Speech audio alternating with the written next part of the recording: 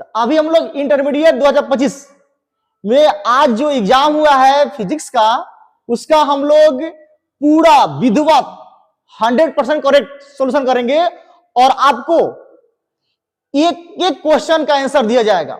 और हाँ, बहुत सारा वीडियो अपलोड हुआ होगा यूट्यूब पर, देखिए देखे होंगे, बट उसमें आपको 100% करेक्ट नहीं मिलेंगे। बट इस वीडियो में आपको ये वादा है, गारंटी है कि आपको सारे क्वेश्चन का करेक्ट आंसर दिया जाएगा। तो देखिए मेरे पास जो क्वेश्चन पेपर है सेट ई है। सेट क्या है? ई है। आप सबके पास अलग अलग सेट होंगे, हम मान सकते हैं। तो करना क्या है कि आपको क्वेश्चन के हिसाब से आपको क्या करना है, मार्क कर लेना है। पहले हम लोग ऑब्जेक्टिव क्वेश्चन को सॉल्यूशन करते हैं, ठीक है। तो क्या करना है, आपके पास सेट ए बी सी कुछ भी हो सकता है, तो उसके अनुसार देखिए, तो आपके पास जो क्वेश्चन होंगे, ये क्वेश्चन तो आप बदलेंगे नहीं ना। ये क्वेश्चन देखिए, ये क्वेश्चन तो बदलेंगे नहीं। आपके पास जो क्वेश्चन यहाँ पर लिखा हुआ है, समान आयाम समान तरंग दैर्घ्य की दो प्रकाश तरंगे अध्यारोपित करते हैं तो परिणामी तरंग का आयाम महत्तम होगा और उनके बीच का कालांतर कोणों में अंतर कितना होगा। ये क्वेश्चन आप भले यहाँ पर एक नंबर भी दिया है, आपके पास कोई भी नंबर हो तो वहां पर जाकर क्या करना है, ऑप्शन मिलाना है, ठीक है। तो ऑप्शन क्या होगा, ऑप्शन क्या होगा, एक मिनट, हाँ इस थोड़ा साइड कर लेते हैं। देखिए ठीक है, ये रेड वाला रहेगा।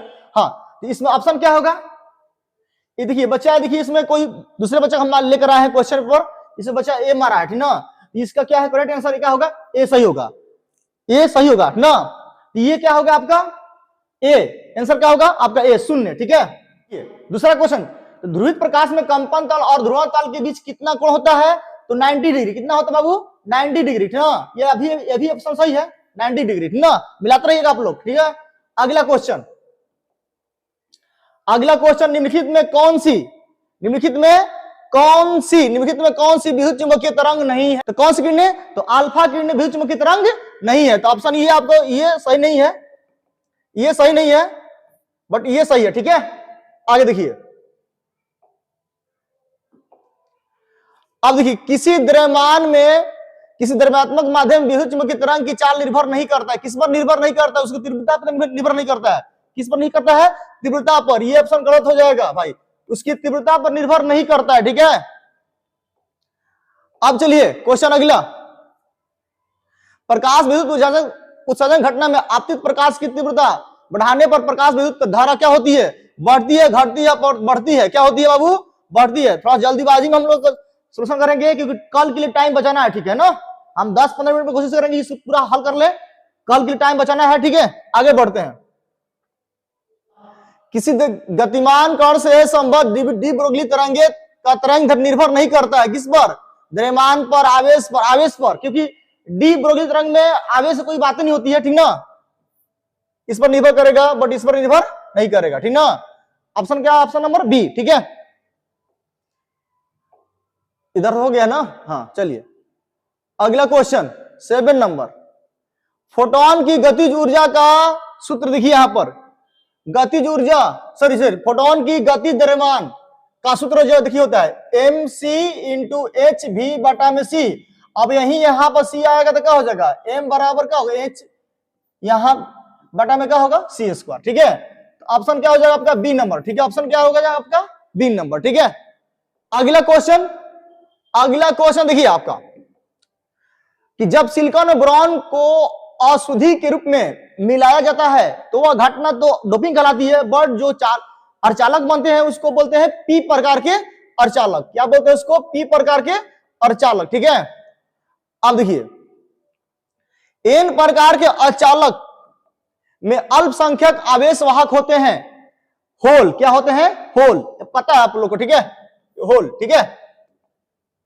अगला क्वेश्चन, कौन सा लॉजिक गेट तभी सही निर्गम देता है जब निवेश भिन्न हो। हाँ, ये क्वेश्चन आपका एक लायक क्वेश्चन है, आपके लेवल का है। और gate, NAND gate, not gate, देखिए एक्चुअली में है क्या, उसको बोलते हैं एक्सक्लूसिव और गेट। क्या बोलते हैं उसको, बोलते हैं एक्सक्लूसिव और गेट बोलते हैं। तो इसमें ऑप्शन नहीं है, इसलिए ऑप्शन क्या होगा आपका, हाँ देखिए यहां पर है एक्सक्लूसिव और गेट।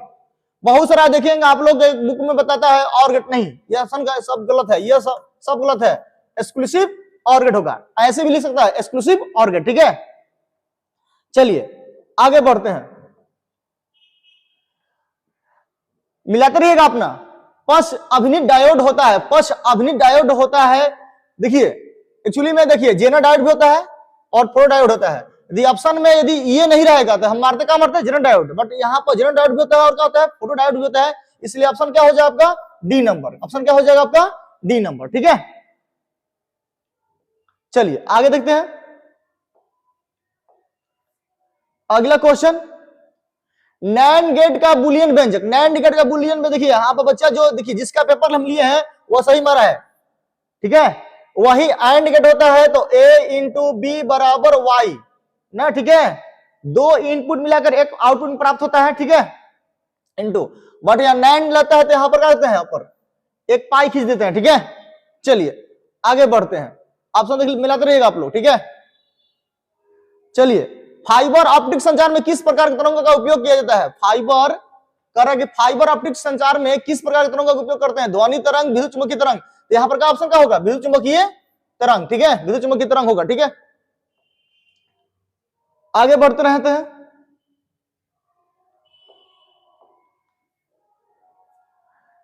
टीवी संचार के लिए निम्नलिखित में कौन सा आवृत्ति परास का उपयोग करते हैं, 30 से लेकर 3000, कहां है 300, 30 से 300 एमएच, ये ऑप्शन सी नंबर। ठीक है, ऑप्शन क्या होगा, सी।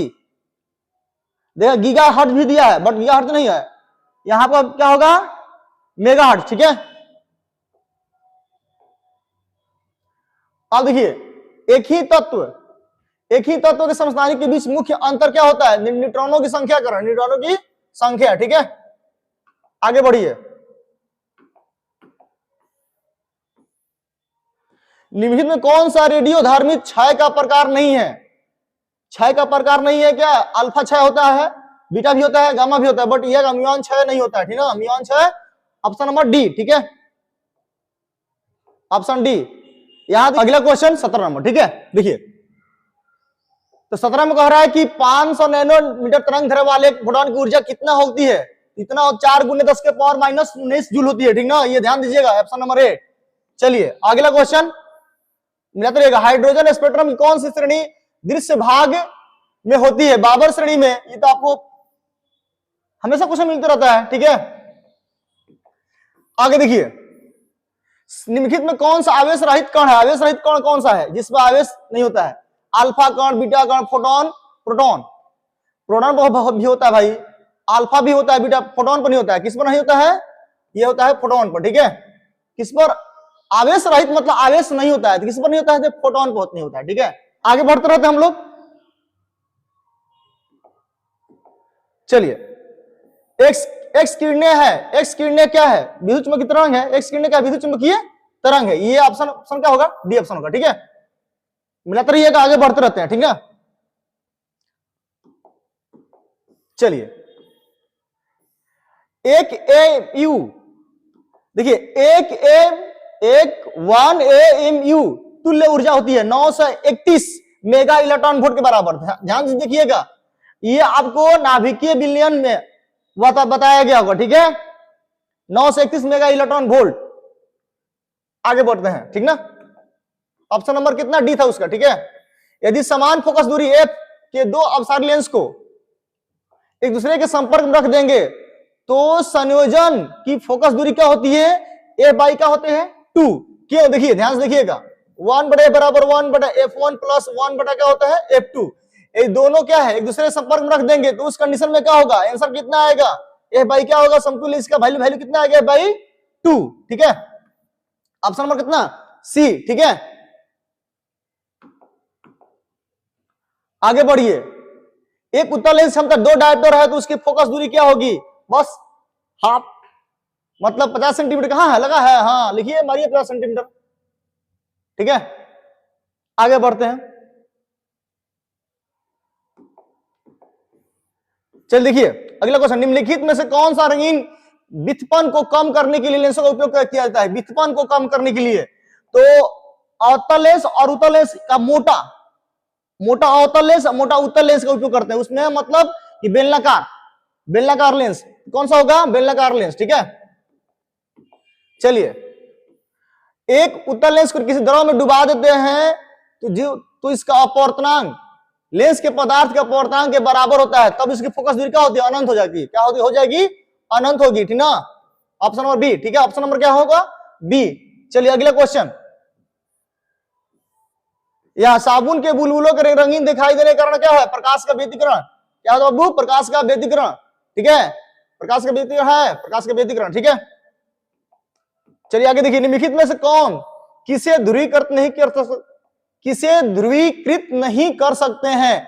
तो प्रकाश को ही कर सकते हैं, रेडियो का तरंग भी कर सकते हैं, ध्वनि तरंग को हम ध्रुवित नहीं कर सकते हैं। ये ऑप्शन नहीं होगा, ऑप्शन क्या होगा आपका, ये नहीं होगा, ध्वनि तरंग को हम ध्रुवित नहीं कर सकते, ठीक है।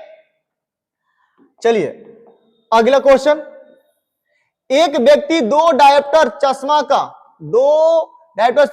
वाला चश्मा को यूज करता है, तो समझिए जिसकी फोकस दूरी, जिसकी क्षमता प्लस में होती है, उसको वह लेंस क्या होता है, उत्तल लेंस होता है। क्या होता है, उत्तल लेंस। देखिए यहाँ पर प्लस में दिया है, तो समझिए कौन सा होगा, उत्तल लेंस। और उत्तल लेंस के लिए उत्तल लेंस कब यूज करते हैं, अब बताया था ऑप्शन में कि 2 के लिए 3, 3 के लिए 4। यदि दूर दिया है तो उत्तल मतलब 3 अक्षर वाला, दूर के लिए कितना होगा, 3 अक्षर है। और निकट रहेगा, निकट मतलब 3 अक्षर, तो उसके लिए क्या होगा, अवतल। क्या होगा, अवतल, 4 अक्षर वाला, ठीक ना। तो ऑप्शन क्या होगा, दूर मतलब ये ऑप्शन क्या होगा, बी। ध्यान से देखिएगा, प्लस लगा हुआ तो ये कौन सा लेंस लगा है, उत्तल लेंस। और उत्तल लेंस का यूज कब करते हैं, दूर दृष्टि दोष होता है तब। तो कौन सा होगा, ऑप्शन नंबर क्या होगा, बी। ये ऑप्शन गलत है, ठीक है। चलिए अगला क्वेश्चन। किलोवाट घंटा किसका मात्रक है, तो ऊर्जा का, विद्युत ऊर्जा का मात्रक है। किसका मात्रक है, विद्युत ऊर्जा का। नहीं होता है कि इतना किलोवाट हमारा यूज करते हैं बिजली का, ऊर्जा का, ठीक है, ऊर्जा का, ठीक है। निम्नलिखित में से कौन सा निम्न ऊर्जा संरक्षण सिद्धांत का पालन करता है, निम्न में से कौन सा ऊर्जा संरक्षण सिद्धांत पालन करता है, लेंज का नियम। ऐसे भी आता भी ऑप्शन में, क्वेश्चन भी पूछा है, लेंज का नियम क्या है और किस प्रकार यह ऊर्जा का संरक्षण सिद्धांत का पालन करता है, ठीक है। तो जल्दीबाजी में हम लोग हैं, लेंज का नियम, ठीक है, जल्दी काम कर लेते हैं। चलिए, जब किसी एमीटर को संडित किया जाता है तो इसकी माप सीमा क्या होती है, बढ़ जाती है। क्या होती है, बढ़ जाती है। हम बढ़ने के लिए करते हैं, ठीक है, बढ़ जाती है, ठीक है। आगे देखते हैं, चुंबकशीलता का बीमीय सूत्र। बीमीय सूत्र आपको याद करना पड़ेगा, नहीं तो फॉर्मूला बताएंगे तो थोड़ा टाइम लॉस होगा और कल के लिए टाइम क्या होगा, बर्बाद हो जाएगा, ठीक ना। चलिए ऑप्शन में क्या होगा, ए mlt inverse two A inverse, sorry A square, mlt inverse two A square, ठीक है। अब देखिए यहां पर 30 नंबर क्वेश्चन, देखिए थोड़ा सा यहां ध्यान दीजिएगा, सॉरी 33 नंबर क्वेश्चन। अब यहां पर इसका जो मात्रक होता है, ऊपर वाला का मात्रक क्या होता है, म्यू नॉट क्या है, ये चुंबकशीलता वाले पढ़ाए थे आप लोग को, ठीक है।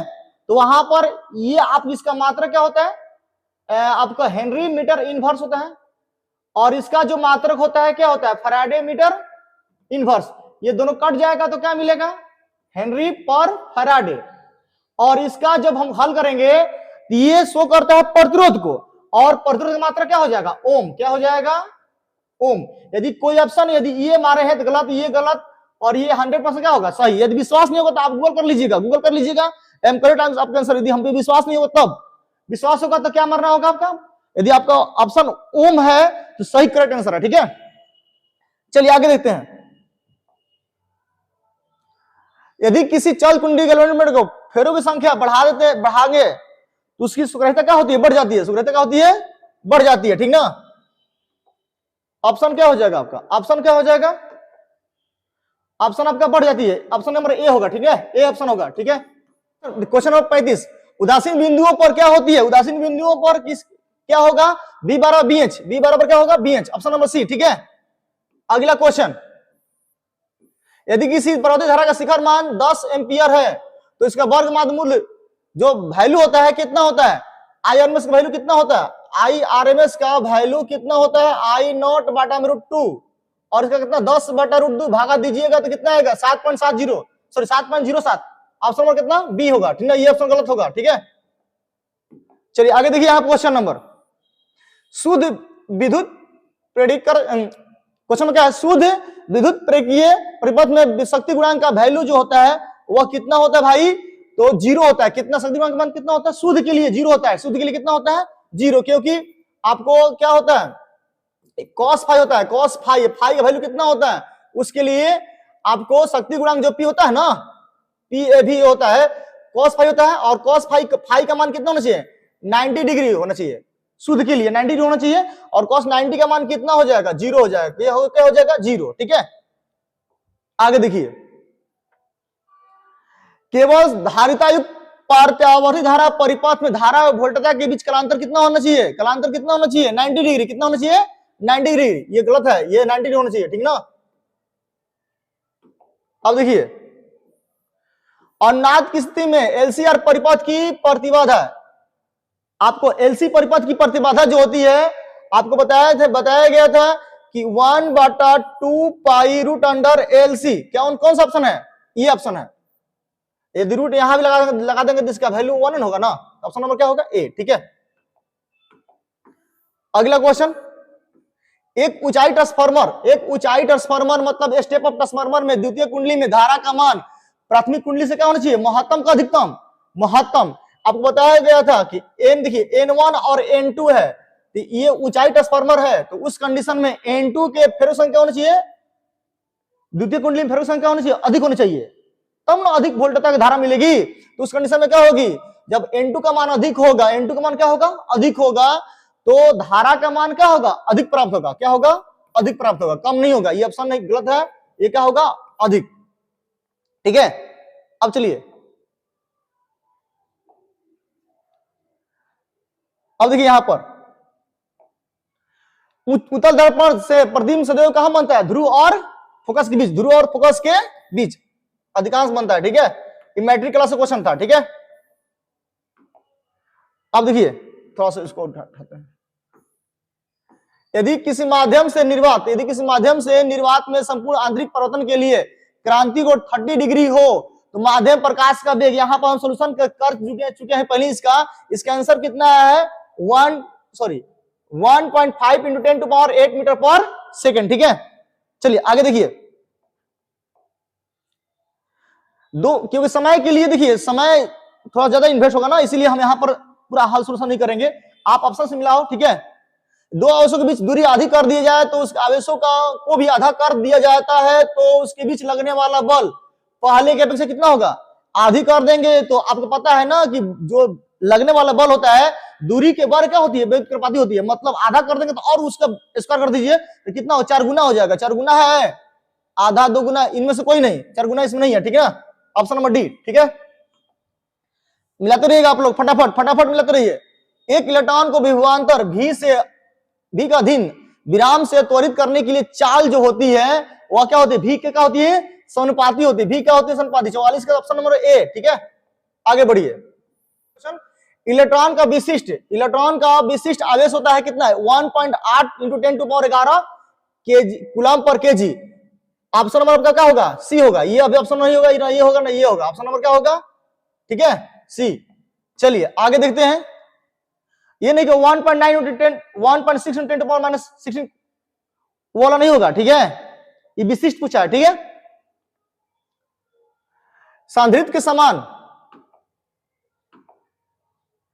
ठीक है, कह रहा है कि सांद्रित्रों के समान संयोजन में प्रत्येक धारिता के लिए कौन सी राशि समान होती है, तो कौन सी होती है बाबू, आवेश, ऊर्जा, धारिता, विभवांतर। किसका होती है, विभवांतर। कौन सा ऑप्शन होगा, विभवांतर। ठीक है, यहां विभवांतर होगा, सी ऑप्शन। ऑप्शन में कितना होगा, सी। ठीक है,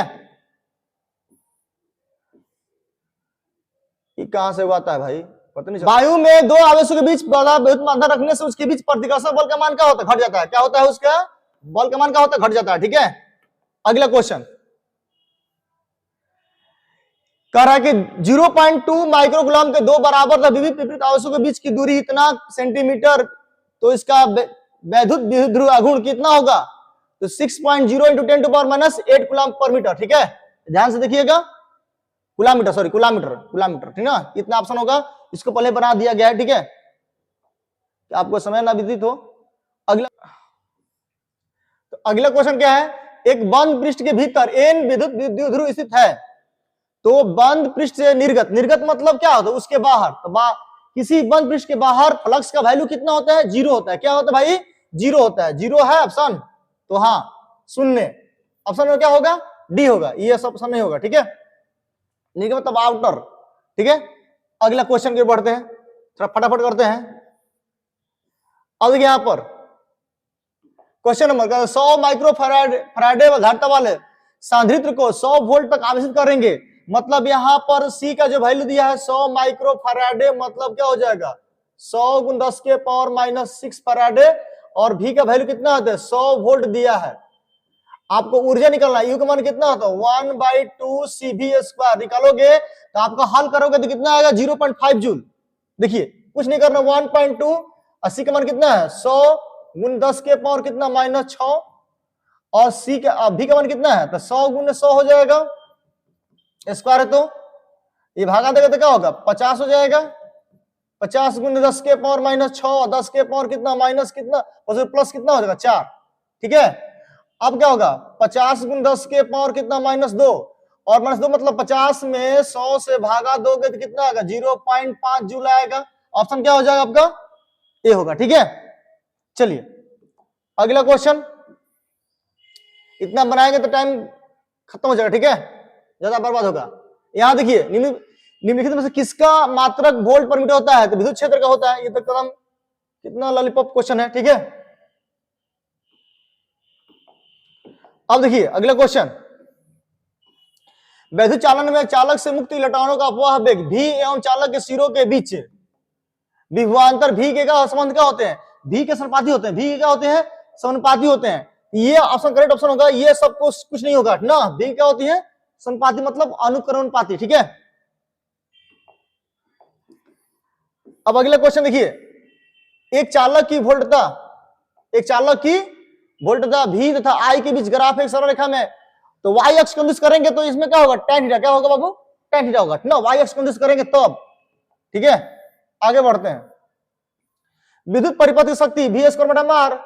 ठीक है, ये तो एकदम पॉपुलर क्वेश्चन है भाई, एकदम बहुत आसान क्वेश्चन। ताप बढ़ने पर अर्धचालक की प्रतिरोध, हाँ ध्यान दीजिएगा, ताप बढ़ने पर अर्धचालक का प्रतिरोध क्या होता है तेजी से घटता है, बट वहीं चालक होगा तो उसका प्रतिरोध क्या होता है बढ़ता है, और चालक होगा तो उसका तेजी से क्या होता है घटता है। ऑप्शन क्या होगा भाई, ऑप्शन क्या होगा बी नंबर, ये ऑप्शन नहीं होगा। ठीक ना, चलिए मिलाते रहिए, आप मिलाते रहिए। निम्नलिखित में कौन सा प्रतिरोध आर को व्यक्त करता है, तो आर बराबर क्या होता है, ये आर बराबर ये होगा कि आर बराबर ये होगा। देखिए मिला लीजिए, आर बराबर ये होगा। आप लोग प्रतिरोधकता पढ़े होंगे, विशिष्ट प्रतिरोध पढ़े थे ना, आर बराबर रो इंटू एल बटा में क्या होता है ए। ऑप्शन क्या होगा ए। अब ठीक है, ऑप्शन ए नंबर होगा। ठीक है, आर देखिए आगे देखिए, लौह चुंबकीय पदार्थ की आपेक्षिक विद्युतशीलता आपेक्षिक चुंबकशीलता का मान एकांक से बहुत अधिक होती है। एकांक से क्या होती है बहुत अधिक होती है। ये भी नहीं होगा, ये भी नहीं होगा, ये भी नहीं होगा, सॉरी ये तो अधिक लग रहा है, बट बहुत अधिक मतलब ये होगा। बहुत अधिक मतलब क्या होगा ये होगा। ये दोनों दिया रहेगा, ये दोनों दिया रहेगा। यदि ऑप्शन ये नहीं रहता तो हम इसको मारते हैं, बट ये ऑप्शन दोनों दिया है मतलब बहुत अधिक दिया है तो आपको डी। हाँ थोड़ा सा यहाँ कंफ्यूज करेगा क्वेश्चन। देखिए यहाँ पर आपके लेवल क्वेश्चन है बहुत अधिक और यहाँ पर अधिक। यदि ऑप्शन ये नहीं रहता तो हम इसको मारते हैं ना, यदि ये है और दोनों है तो इसमें हम इसको टिक करेंगे। ठीक है, तो यदि जिनका ऑप्शन ये वाला सही होगा उनका करेक्ट एक नंबर मिल गया होगा। ठीक है, मिल जाएगा, मिला नहीं मिल जाएगा उनको। ठीक है, यहां देखिए R1 और R2 प्रतिरोध के श्रृंखला मतलब होता है सीरीज। क्या होता है बाबू सीरीज प्रतिरोध में धारिता प्रतिरोध में प्रवाहित धारा का मान एक समान होता है, परंतु विभवांतर क्या होता है अलग अलग। तो एक समान क्या होगा ऑप्शन नंबर समान मतलब ए। चलिए धारा घनत्व की इकाई क्या होती है ampere per metre square. Ampere per metre square कौन सा ऑप्शन है, हाँ ये सी नंबर। ठीक है, मिलाते रहिए आप लोग। चलिए यदि किसी चालक की लंबाई दोगुना कर देंगे तो उसके ऊपर लगाई गई विभवांतर को स्थिर रखा जाए तो इलेक्ट्रॉन का अपवाह वेग समान रहेगा। दोगुना मतलब कुछ बदलेगा नहीं, समान नहीं रहेगा। क्या रहेगा समान ही रहेगा, कुछ चेंज नहीं होता है। ठीक है, चलिए अगला क्वेश्चन, धारा वहन करने वाले प्रणाली के अंदर चुंबकीय क्षेत्र की दिशा हमेशा क्या होती है अक्ष के लंबवत होती है। क्या होती है अक्ष के क्या होती है लंबवत होती है। 61 का क्या होगा सी नंबर ऑप्शन होगा। ठीक है, अब देखिए निम्नलिखित में से कौन सा उपकरण विद्युत चुंबकीय प्रेरण का सिद्धांत, निम्नलिखित में से कौन सा उपकरण जो होता है विद्युत चुंबकीय प्रेरण के सिद्धांत पर कार्य करता है। विद्युत चुंबकीय प्रेरण के सिद्धांत पर कार्य करता है। ऐसे तो ट्रांसफार्मर भी कार्य करता है, बट यहाँ पर क्या है वोल्ट मीटर, विद्युत मीटर, एमीटर, विद्युत जनरेटर। ऑप्शन क्या होगा विद्युत जनरेटर ना,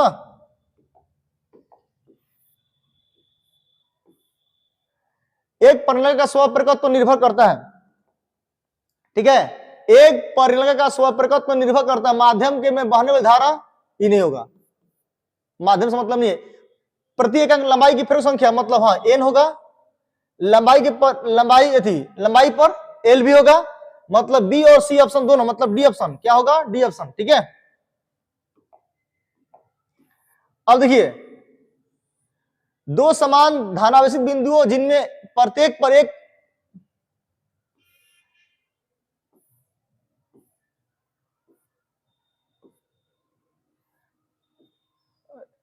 अब देखिए कहा गया क्वेश्चन, एक होती है बीच में झंड डाल दे रहा है, हाँ ये का पता कहां से आ जा रहा है, निम्नलिखित में धारिता का मात्रक कौन सा होता है, धारिता का मात्रक कि भाई क्या होता है, धारिता का मात्रक आपको पता है coulomb per volt, coulomb per volt, ठीक है।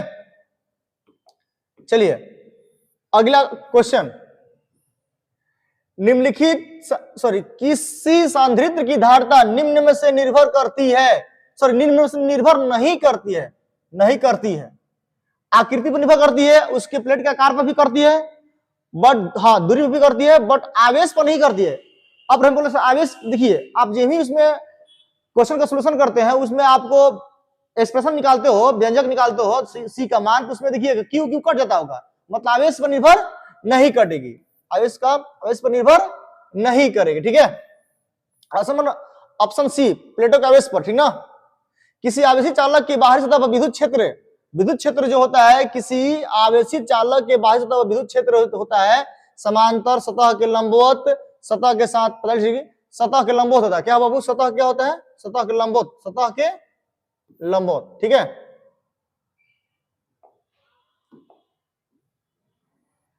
अब देखिए यदि इस चालक को बाहरी विद्युत क्षेत्र में रखा जाए तो चालक के अंदर क्षेत्र क्या होगा, चालक के अंदर विद्युत, देखिए चालक के अंदर विद्युत क्षेत्र जो होता है शून्य होता है, बट वहीं चालक के बाहरी विद्युत फ्लक्स का मान शून्य होता है, ध्यान से देखिएगा, बंद तल के बाहर फ्लक्स का मान 0 होता है, अब बंद तल के भीतर विद्युत क्षेत्र का मान 0 होता है, ठीक है, तो शून्य क्या होगा इसमें, शून्य।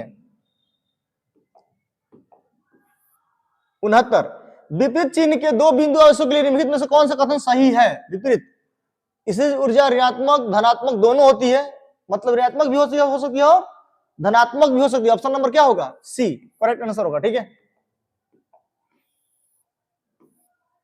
और हाँ गॉस का नियम कहता है किसी बंद सतह से गुजरने वाला विद्युत फ्लक्स जो होता है वह क्या होता है, संलग्न आवेश के अनुपाती होता है, हाँ सही तो है, ये तो सही है, ये ऑप्शन गलत है, ये ऑप्शन होगा, क्योंकि फ्लक्स जो होता है वह क्यू बटा क्या होता है, एप्सिलॉन नॉट होता है, मतलब ये क्यू फाई जो होगा वह क्यू क्या होगा, समानुपाती होगा, ठीक है, ऑप्शन क्या होगा, ए नंबर। तो ठीक है, अभी हम लोग 1 से 70 तक क्वेश्चन सोल्यूशन कर लिए, और हाँ ये वीडियो आप सबके लिए यूजफुल होगा, इस वीडियो को आगे भी शेयर करना है, और आप चैनल पर नए होंगे तो चैनल को सब्सक्राइब जरूर कर लेंगे, ठीक है। आगे के एग्जाम के लिए आप सबको बेस्ट ऑफ लक।